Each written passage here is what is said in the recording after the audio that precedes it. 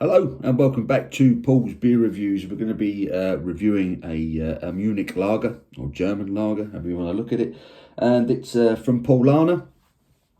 And it is the Munchner. As you can see, we've got a 5 litre keg of it.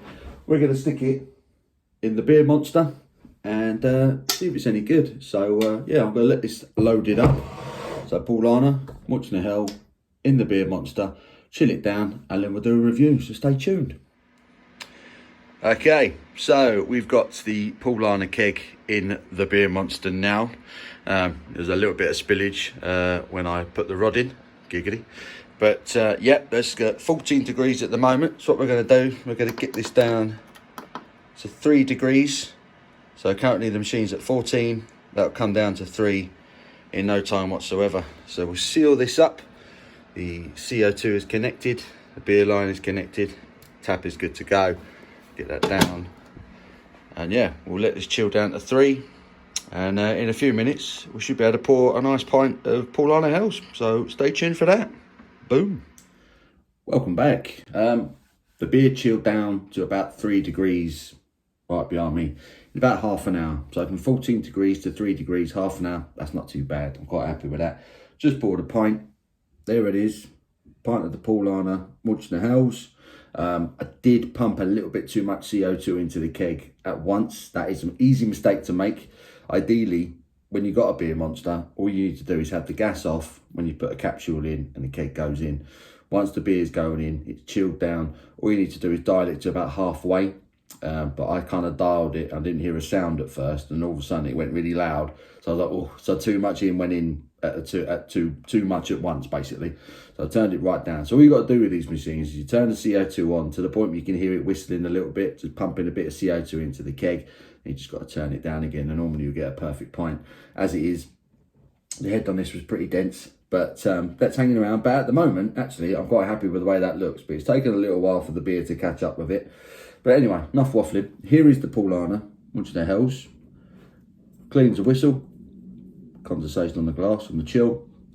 But yeah, she looks lovely. Carbonation is really, really gentle. And really, really slow. I'm not even sure, as you can see that, you can probably see me more than anything else. Few bubbles gently rising up there. You can barely see that. Otherwise, gold. Beautiful gold colour to it, crystal clear. It's got a full-on 2-finger foamy white head on it. Let's get me snouting, see what the aroma is telling us. Yeah, it's got that standard traditional German Helles lager aroma about it.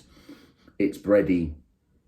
It's a touch. It always reminds me of like honey spread on white bread when I smell a German lager.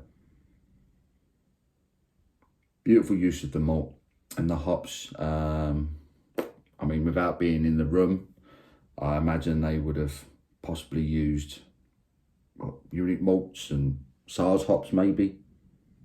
I know Saaz is more traditionally a Pils and a hop. But it's got a lovely, sweet, white bready malt that you get traditionally with German lagers. Touch of citrus to it. But it smells lovely. It just smells very inviting. Let's get stuck in. Cheers.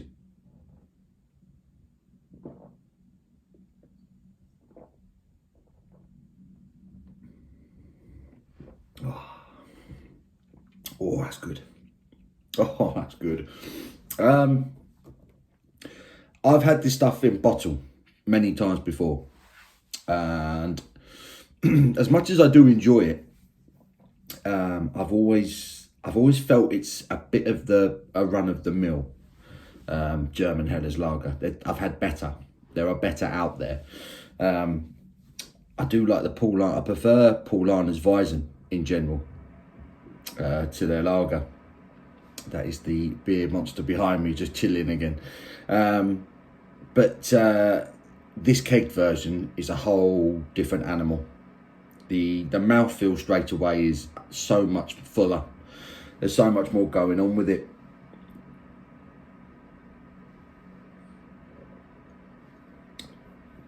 It's smooth. There's a very, very subtle carbonation to it, but obviously that's down to me. Very subtle carbonation in the brew. It's very smooth. It's very easy drinking. Like I say, there is a touch of sort of citrus bitterness to it.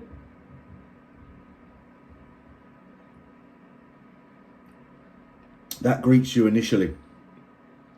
And then comes that beautiful, traditional bready German malt character. And it's white bread with a touch of butter and honey spread on it. That's what it reminds me of. It's beautiful. I just love that flavour in a beer. Yeah, like I say, and there's a little bit of hoppiness now, a touch of bitterness, and I do mean a touch. Really subtle hoppy bitterness at the back end that just rounds it off nicely. But it's the malt bill and the body to it. Say this keg version is a whole other animal compared to the bottled version. I always felt with the bottled version there was a very slightly sort of metallic edge at the end of it that it reminded me of the more sort of run-of-the-mill, cheaper, sort of mass-produced lagers that we get in this country, that are brewed in this country, which I was never quite keen on.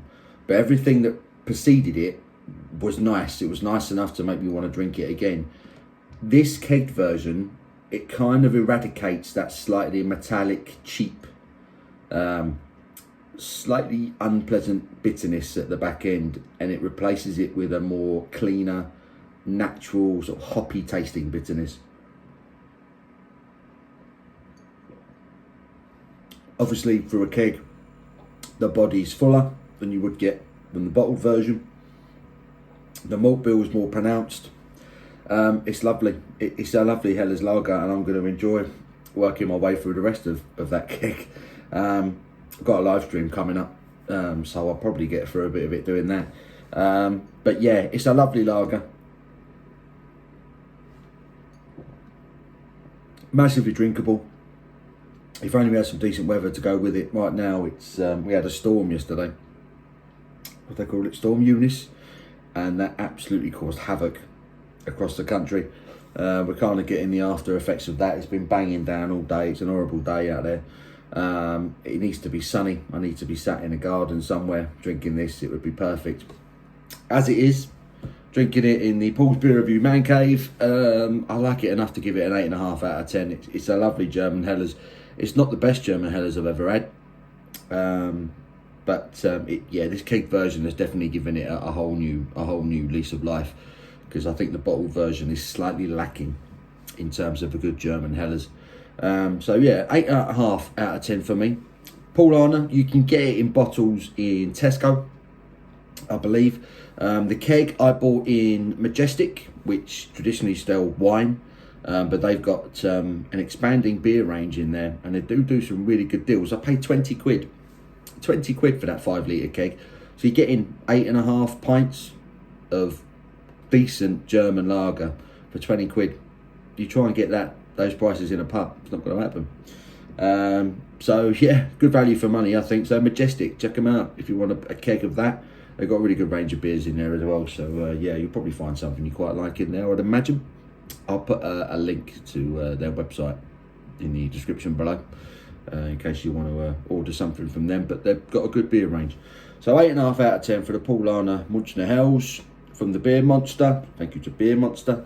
I hope you've enjoyed this video. Give it a thumbs up if you have. Until my next one, you take care.